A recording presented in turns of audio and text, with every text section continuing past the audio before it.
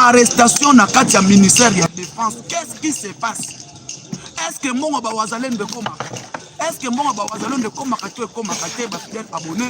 On y a surtout Bolanaka Mwana Kongo pour comprendre Awa Bemba de retour. Eliezer prend la tête du ministère de la Défense, remplace Gika Bongo Moyamvita. Tension, Eliezer a commis patron de la Défense nationale. Bakangiye.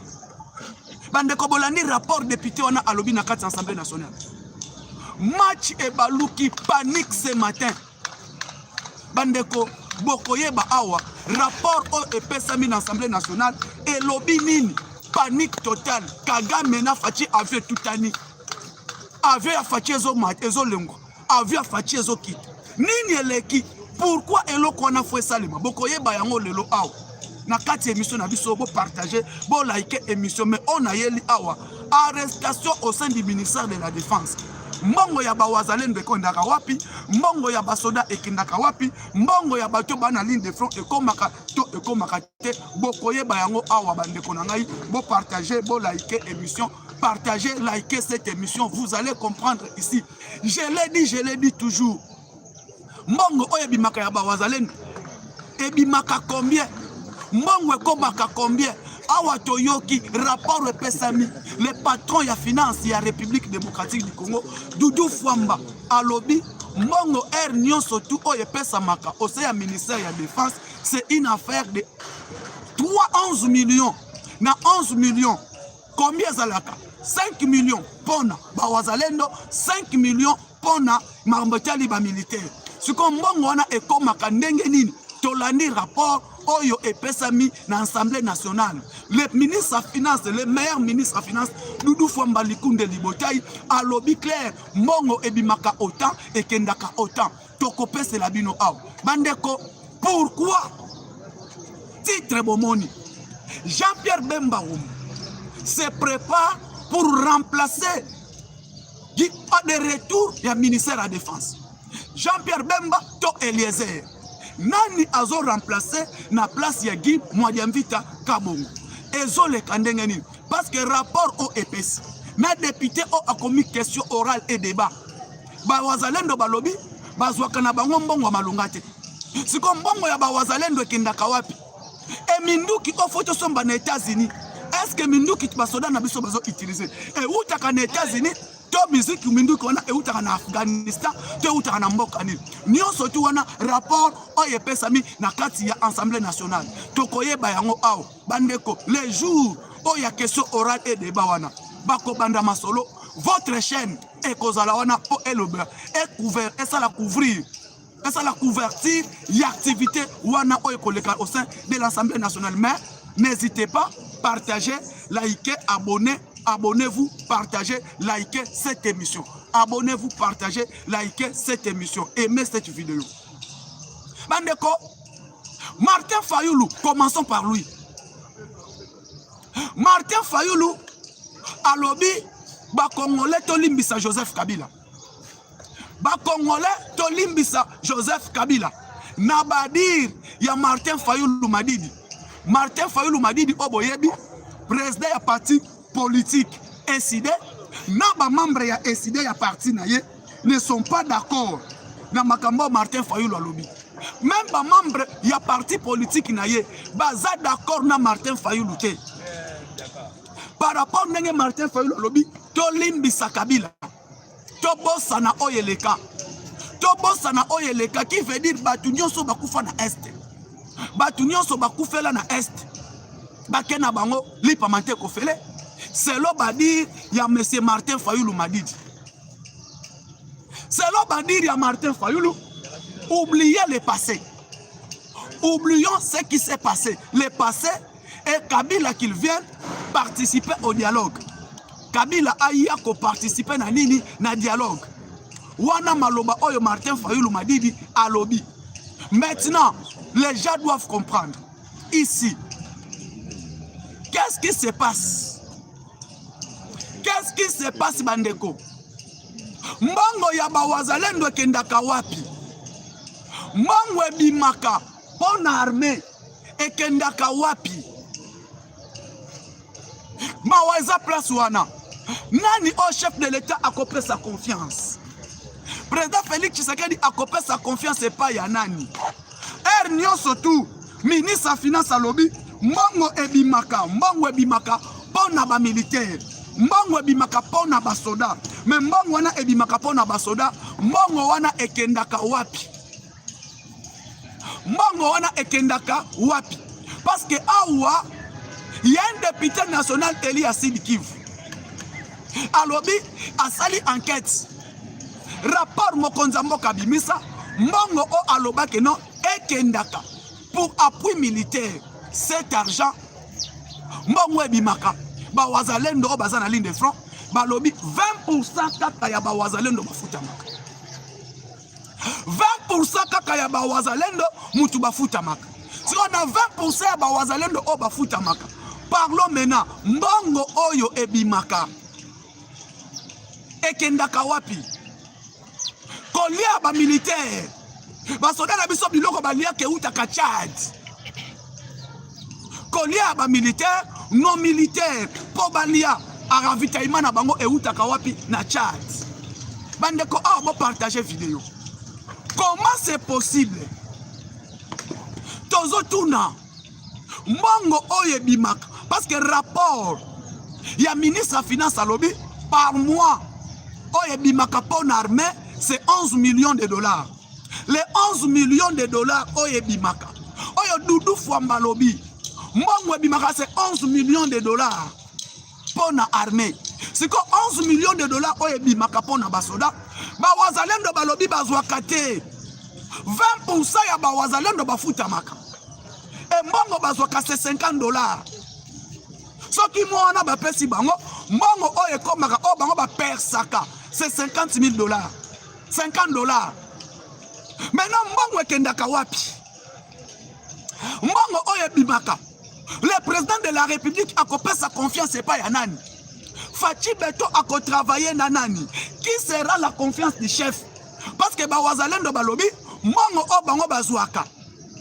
Mbongo bimaka, selon le ministre des Finances, par mois, il y a 4 millions ou 5 millions de dollars réservés pour payer les wazalendo. Il y a autant de millions de dollars réservés pour payer les militaires. Maintenant, cet argent part où?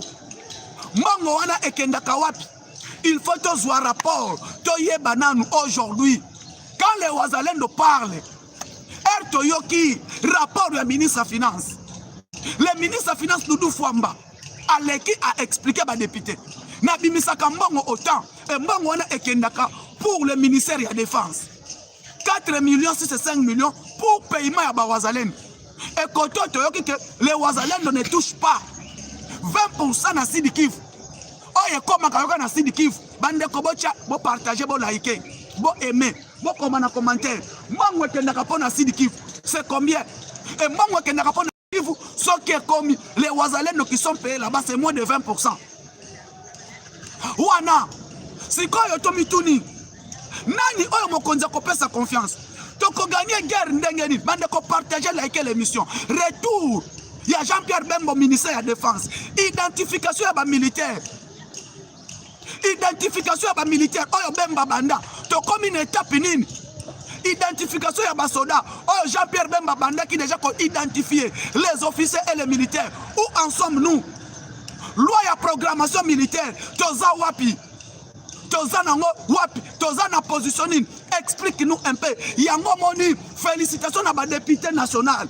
Oh balobi que non. Ba bengi sa ministre de Défense. Aya ko expliquer bango na Assemblée nationale. Mbongo ya ba wazalendo. Mbongo ekendaka pona fonctionnement ya ba ministère. Mbongo ekendaka wapi. Où en sommes-nous? Raison pour laquelle je vous dis kokangama ezoko salem. Arrestation en cascade au sein du ministère de la Défense. Bakokanga, l'état-major général. Yango moni, toko gagné bitumba ndengeni. Les Américains déposent les rapports. Rapport aux Américains bimi. Rapport aux Américains, balobini ni que non, mindu kyoto bundela. Bakenda kosomba bango aux États-Unis. D'où viennent ces armes? Armes à 40e qualité. Oto bundela. Raison pour laquelle bomoni armée na biso na bitumba. Tozo kende a pas de tortue, il n'y a pas moyen d'avancer. Nzokande, mabe eza makas, le mal est tellement profond. Likez cette émission, partagée. Alors aujourd'hui, ma fidèle abonné, Jean-Pierre Bemba de retour. Jean-Pierre Bemba na Eliezer. moko na bango moko kozala patron de défense soit moko kokende wapi tokoyeba awa na yebisi bino mwambe kotizelo partagez likez l'émission. Partagez, likez cette émission. Le moment est arrivé maintenant. Changement total. Président Félix Tshisekedi. Atala entourage naye. Atala. États-Unis a déposé rapport. Rapport aux Américains quoi il a mis ça mokonzamboka. Tel conseiller, tel ministre, tel mandataire, tel. Rapport Fachazanango. Rapport Fachazanango. Le secrétaire d'État a dépêché un émissaire. Secrétaire d'État a dépêché émissaire naye aye kokutana na mokonzamboka aye kokutana naye a passé rapport nyonso détaillé. Tous les rapports sont détaillés et ça na mesa mokonzamboka o ba yebisi mokonzi ke non ba tozo travailler na bango oyo fa kweye oyo fa kweye. Pourquoi batoyo baza malamu batu balingi mokonzi te batu balingi mokonzite le wazalendo oto yebi ke no bo pesa bango mbongo ba wazalendo bazo bunda tozo mona avancement na bango to mona musala ya ba wazalendo e combat pe amania tozo kende tozo mona ke tozo zwa quand même résultat moko escompté. Comment c'est possible? Yoza patron ya défense mbongo ya ba wazalendo ekendaka wapi? Mbongo ya bawazalendo ekendaka wapi? Toyeba nanu banani bapersaka mbongo wana ekendaka nani afutaka bawazalendo mbongo ya kolia ya basoda ebimaka combien? Parce que ministre de défense a lobby, ministre de finance a lobby par mois mbongo ekendaka pona armée au moins plus ou moins 12 millions de dollars. 12 millions de dollars. Oya bawazalendo ozalaka 4 à 5 millions uniquement pour paiement de bawazalendo. Mais bawazalendo bango moko bazo benga biso ke mwana Congo président Moustapha Kolo Café ya tongo mbongo oye komela kabiso tozwaka na maboko ba pesa biso $50 au moins 20% pe kaka ya bawazalendo o bafuta maka et les autres pourcents qui paye nani azwaka mbongo ya bawazalendo banani bazwaka yango e mbongo wana bachaka yango wapi tomona rapport. Merci na député o sali question orale débat. Eliezer azo se entraîner kaka. Eliezer azo remplacer. Eliezer yule zoye bomaye. Eliezer a telemi aze la kaka pose. Soka bakangi pep Eliezer a comme ministre de défense. Au moment où je vous parle, si toi sois que nenengeli, bana mboka partager like émission. Mwambe kotizelo. Mbongo ya bawazalendo. Bawazalendo bozakuna bochera biso na ba commentaire. Herba wazalendo balobi, qu'est-ce naïté? Ne m'arrêtez pas, ne m'interpellez pas. C'est les wazalendo qui ont écrit. Ba wazalendo mutu bayebisi, et mutu aye koloba yango, le député national à Sidi Kivu. Député national à Sidi Kivu, alobi que non, accueilli à étudier, à sololina ba wazalendo, bango nyoso kuna, bayebisi mbongwe ko makate. Ba wazalendo bayebisi mbongwe ko makate. Mbongo eko makate sikoyo mbongo ekendaka wapi? Makuta ekendaka wapi? Tuji ko makuta. Tuji baka ko makuta. Ba wazalendo balobi, tuji baki ko makuta. Tozwaka mbongo te. Siko mbongo wana bazwaka te. Mbongo ekendaka wapi? Boyebisa biso.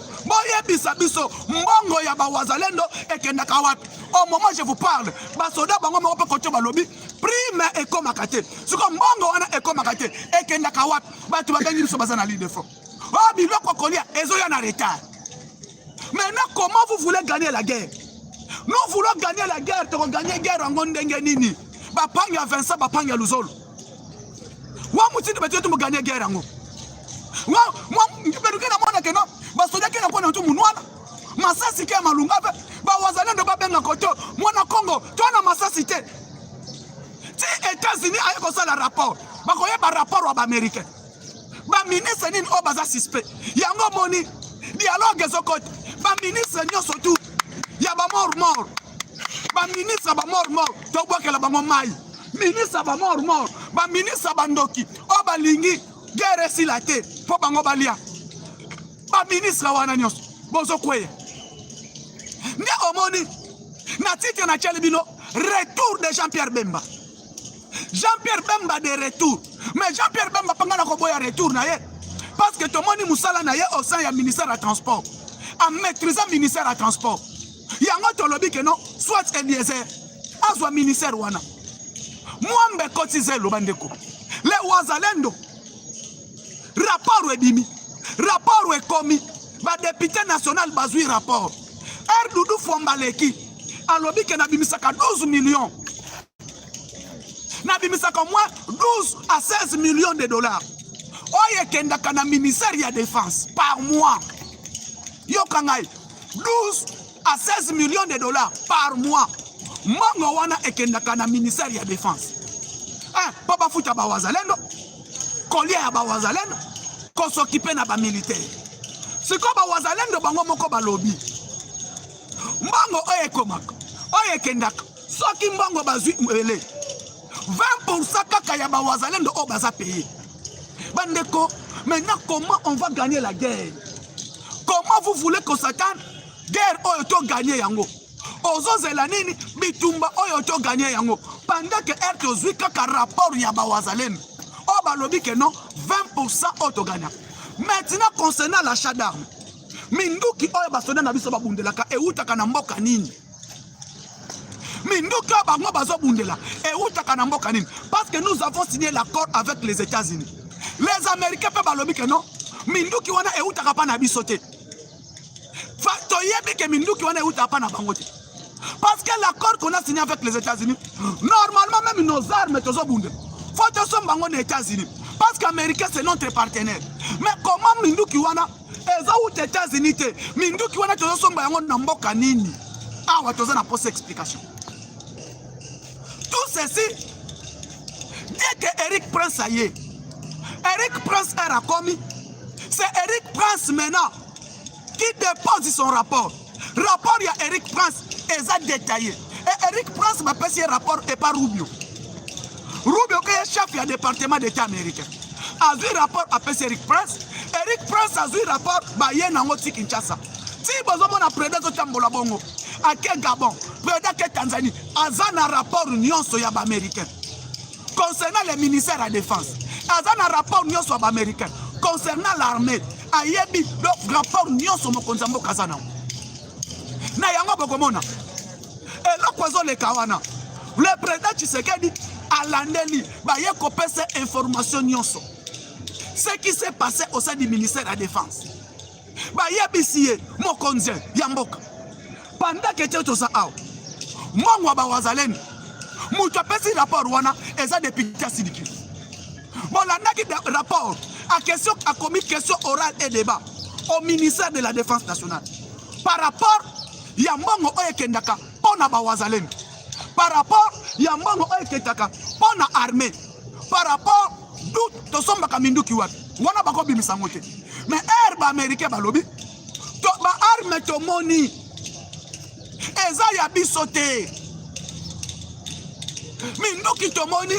Ba minduki to constaté et kozala na force te ba bunda nango na guerre na Rwanda yango moni bitumba ozo umela sont des armes qui viennent de l'Afghanistan.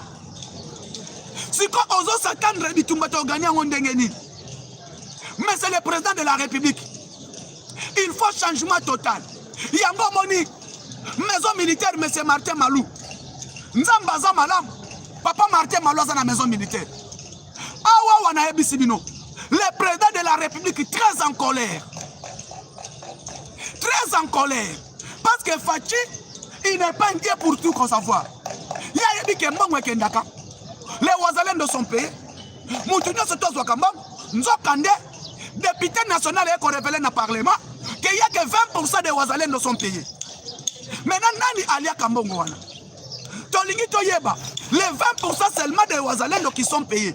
Maintenant, c'est 20%. L'argent qui part, l'argent qui sort pour le ministère RKI. Oyo poba futa ba Wazalendo, oyo poba sala musala boye. Mbongo wana ekendaka na poche ya libenga ya nani? Ekendaka na libenga ya nani? Awawa, wana premier point. Population congolaise très en colère. Population congolaise très en colère. Nabadir, il y a opposant Martin Fayoulou.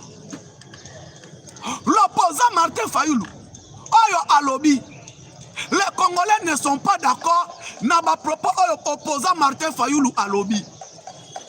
Cet opposant Martin Fayoulou, Oyo Alobi, peuple congolais en son entièreté ne sont pas d'accord. Martin Fayoulou Alobi, bon limbisa Kabila.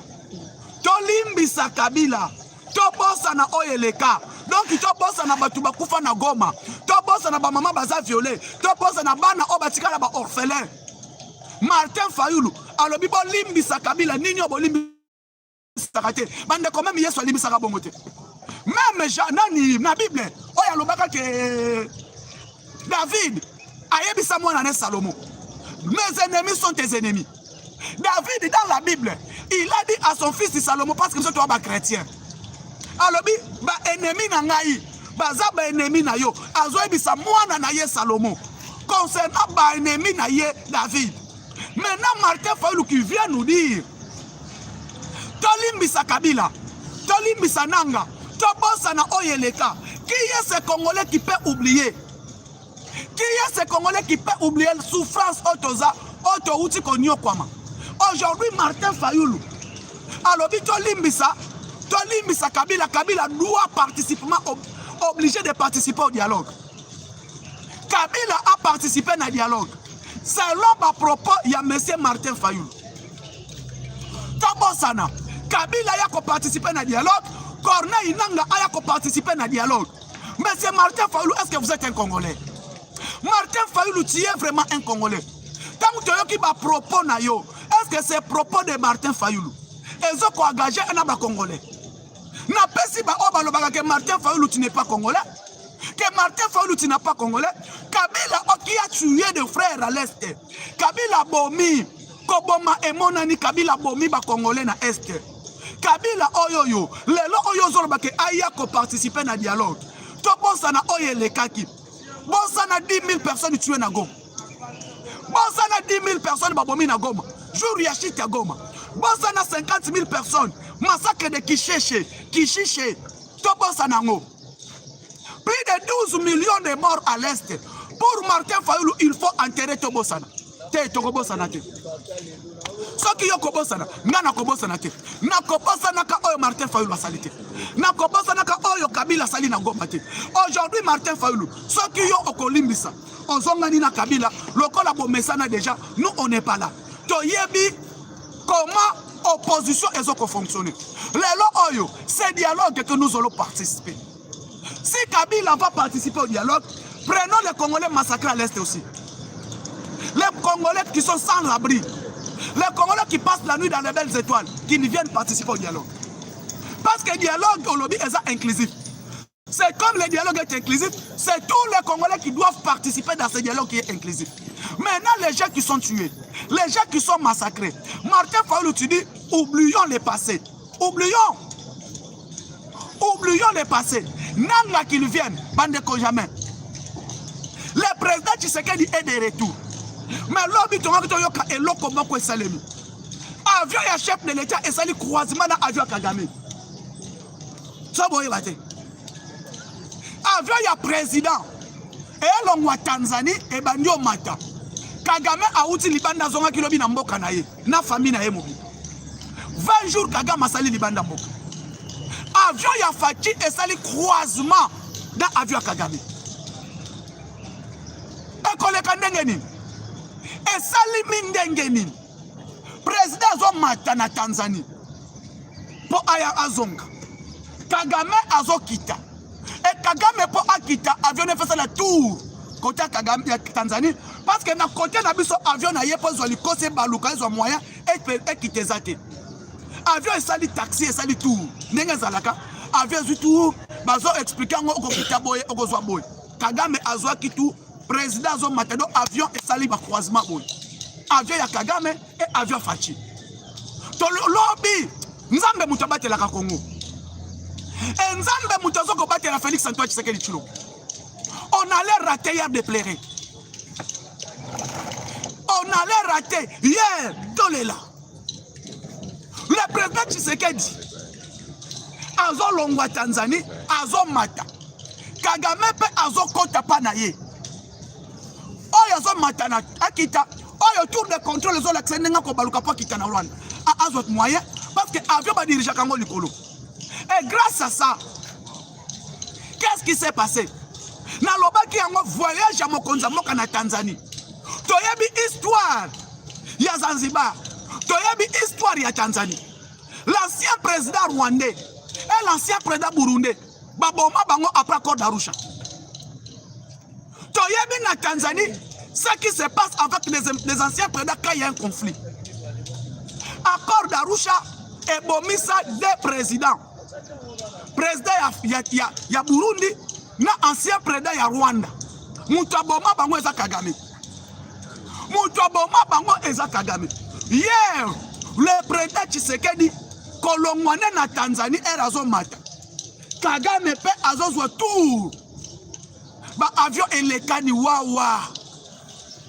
Bandeko. Événement wana. Nzamba lola et puis Nathalie Ngonga moko na lobike. Fachi beto za nzambe. Parce que Kagame akokaki ko orienté parce que avion ezagina tant Fachi zolongo avion ne koti na territoire congolais. Avion ezagina na territoire tanzanien. Avion ezagina na territoire tanzanien entre Tanzanie et Burundi. Avion ezagina na bongo zoya. Ami côté là na territoire congolais. Ce qui s'est passé hier. Kagame est de retour. Fachi quitte Tanzanie pour des retours au pays. Basali croisement. Au moment où je vous parle, malgré ça, mais le président Tshisekedi a zongaki quand même. Pendant que nous vous parlons, na niveau, accord avec na Zanzibar. Les accords qui ont été signés na Zanzibar. Bande kobo partager, bo liker. Hein? Partagez, liker cette émission. Bozana semingi na mona ba like te. Na mona pe ba j'aime te, na mona ba j'aime na binote. Ba j'aime na zo mona te bandeko. Bo like, bo aimer. Aimer cette émission et liker cette émission. Au moment où nous vous parlons maintenant, na KN8, likez l'émission s'il vous plaît. Likez en direct. Batu bazana KN8. Na zo mona ba like te. Batu bana KN8. Ba like eza muke. Bo cha ba like, ba j'aime pesa muke. Bo aimer bo like émission. Na petrou zape idem na moni bino boza lelo boza ndenge boza la kate hein boza ndenge boza la kate. Qu'est-ce qui se passe? Qu'est-ce qui se passe? Like l'émission. Na niveau ya Tanzanie. Afrique du Sud sommet et salema kikuna. Sommet et salema en Afrique du Sud. Sommet ya SADC. Na sommet ya SADC. Na kati Afrique du Sud sommet ya SADC. Ba yeko découvrir l'émissaire rwandais. Il y a eu 3 Rwandais arrêtés en Afrique du Sud. Balingi ba konta na kati ya sommet ya SADC avec des passeports congolais. Ah, nzambe. Avec les passeports congolais, 3 Rwandais arrêtés en Afrique du Sud. Bakendaki basieba nini ezo salema na sommet ya SADC. Et décision nini ekozoma na kati ya sommet ya SADC. Na kati ya sommet wana et bandeli ya sommet ti esili baye kokanga 3 Rwandais. Les 3 Rwandais arrêtés na sommet ya SADC avec des passeports congolais. Avec les passeports congolais. Oyo ngai na yo apoto zo passeport eza problème. Mais ba Rwandais wana baye ko découvrir bango, baye kokanga bango, bazana ba passeport congolais. Sont aux arrêts na niveau Afrique du Sud. Ba kendaki ba espionner na kati ya sommet. Ba kendaki ba espionner. Bayeba décision ni nekozoma na kati ya soma SADC. Bakendaki ba espionner, bayeba qu'est-ce qui va se passer là-bas. Mais Dieu est bon. Décision est minime. Décision est minime. Les départements d'État à Donald Trump, le Sénat américain, les 55 sénateurs américains, Basala qui analyse sur l'accord de paix de Washington. Et Basali analyse sur l'accord signé à niveau de Washington. Et cet accord qu'on a signé à niveau de Washington, décision est quoi? Décision nini est quoi? Décision nini est quoi? Il y a l'accord, il y a Washington. Au moment où je vous parle, ma fidèle abonné, Nion surtout, vous êtes en direct. Qu'est-ce qui se passe? Qu'est-ce qui se passe au niveau du sommet de SADC? bakangi nani na nani, bakangi banani na banani, oh bakangami, plusieurs émissaires, plusieurs infiltrés qui sont aux arrêts, plusieurs infiltrés oyo bakangi bango en direct ya sommet oyo esalemi na niveau ya SADC. Banani nani mutu akangi bango, décision elekaki ndenge nini, décision eleki ndenge nini, ti bomoni sommet ebandi kosalema ya SADC, sommet esalemi na niveau ya SADC, on arrête les émissaires, les pions ont arrêté. Ba pion oyo bakangami bakangi bango ndenge nini, et nani atindi bango nzokande bakendaki mission na bango à partir ya Kigali, mission na bango bakendaki kosala mission wana esalemi malamu te, malamu mingi te, nde omoni ke et permettre na kati ya sommet ya SADC bakanga ba expert ba pion wana ils sont aux arrêts, nde bomoni eteti na na yebisa bino ke non bande konangai partager liker cette émission et ko permettre biso to solo na bino to continuer kosala na bino politique, partager liker l'émission, ça nous fera du bien tout côté mokolo lolo. Nous sommes arrivés à la fin de cette édition. Merci à vous de nous avoir suivis jusqu'ici. Si vous avez apprécié ces contenus, n'oubliez pas de vous abonner à notre chaîne, d'activer la cloche de notification pour ne rien manquer de nos prochaines vidéos. Likez et partagez cette vidéo. On se retrouve très prochainement. À bientôt.